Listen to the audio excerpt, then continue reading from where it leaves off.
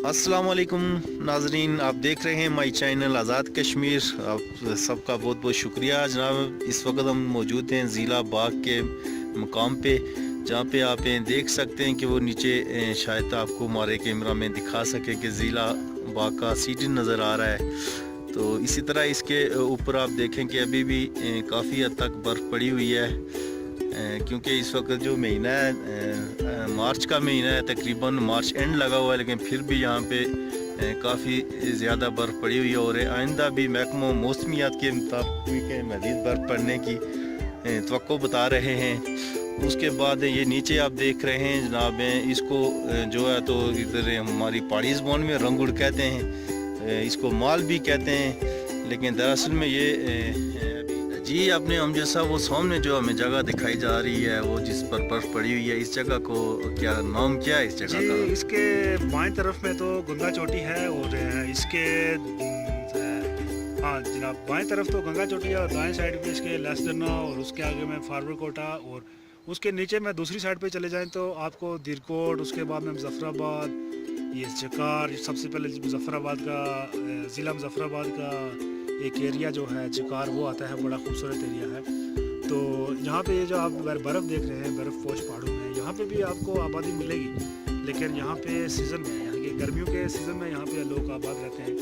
तो जब सर्दी पड़ती है तो वो नीचे यहीं बाग की तरफ में, जैसे नीचे रेड़ा हो गया, कोटाड़ी हो गई, और ये 76 नंबर 2, 76 नंबर 1, उसके बाद में ये खरला बासियाँ, खरल हो गया, खल मलजला हो गया, यहाँ के लोग ज़्यादातर ऊपर जाते हैं, इनकी लोगों की ज़मीनें हैं। गर्मियों के मौसम में ये लोग ऊपर चले जाते हैं, बाद में सर्दियों में नीचे आ जाते हैं। जी बहुत शुक्रिया। तो यहाँ पे जो जिस वक्त यहाँ पे बारिशें वगैरह होती हैं, तो यहाँ के जो पानी वगैरह है, यानी ये नीचे जिसको हम लोग माल कहते हैं, तो इससे कोई जानी नुकसान हैं या कोई माली नुकसान भी होते हैं कि या ये अपना रास्ता पकड़ के जाती है? खिजर साहब, मैं आपको बताना चलूँ कि अरसा 2 या 3 साल से यहाँ पे ऐसा तो कुछ बड़ा डिज़ास्टर तो नहीं हुआ, लेकिन इससे पहले बहुत बड़े बड़े यहाँ पे डिज़ास्टर होते रहे हैं। जैसे कि आपको ये नीचे शेड वगैरह शेल्टर नज़र आ रहे हैं, तो बहुत दफ़ा ऐसे हुआ कि ये पानी की वजह से बह के पानी के साथ में चले गए थे। बहुत सारा जानी नुकसान भी हुआ, माली नुकसान भी हुआ, लोगों की ज़मीन भी ये नाले माल में आ जाती है। उसके बाद तो यहाँ पे मेन जो दरख्त हैं, जिसको हम अपनी ज़ुबान में रैड बोलते हैं, जैसे मैं भी के उर्दू में बैड बोलते होंगे, हम लोग के रैड बोलते हैं, और ये बहुत ही कारआमद लकड़ी होती है, जो इमारती लकड़ी, या आप इससे दरवाजे, खिड़कियाँ, कुछ दूसरे फर्नीचर और घरों में आप यूज़ कर सकते हैं। जैसे आपका घर टीन का है तो वहाँ उसके लिए तो बहुत ही जितनी भी लकड़ियाँ सबसे बेस्ट ये है। तो इसकी कीमत के मुतालिक भी मैं आपको बताता चलूँ कि एक जो है यहाँ पे एक बेड है, उसकी कम से कम भी कीमत आप 1 लाख से ऊपर कह सकते हैं। 1 लाख से ऊपर की एक लकड़ी है यहाँ पे।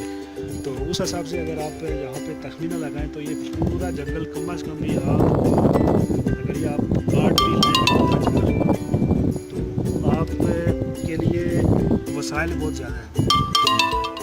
दूसरा ये है कि आप यहाँ के जंगलात से बहुत फ़ायदा उठा सकते हैं। तो यहाँ के जंगलात से आप अपना यानी बहुत ही सरमायाकारी है यहाँ पे जंगलात में, आप सरमायाकारी करना चाहें तो आपकी कंट्री के लिए बहुत फ़ायदा मंद है यहाँ पे। तो जी अपने अमजद साहब बहुत शुक्रिया। तो यहाँ पे आप बता सकते हैं कौन कौन सी फसलें होती हैं और कौन कौन से मौसम में पाई जाती हैं? फसलों के लिहाज से तो आप कह सकते हैं कि पूरे कश्मीर में ही आपको पता चला तो फसल ये आपकी गंदम और मकई की होती है ज़्यादा। जी जी, उसी के हिसाब से यहाँ पे भी ऐसे ही है, गंदम और मकई ही होती है। तो ज़्यादा गंदम से भी ज़्यादा यहाँ पे मकई की फसल ज़्यादा हो जाती है। सही है। तो बहुत शुक्रिया अपने अमजद साहब, आपने हमें टाइम दिया, और तमाम में नाजरीन का बहुत बहुत शुक्रिया जिन्होंने हमें ज्वाइन किया।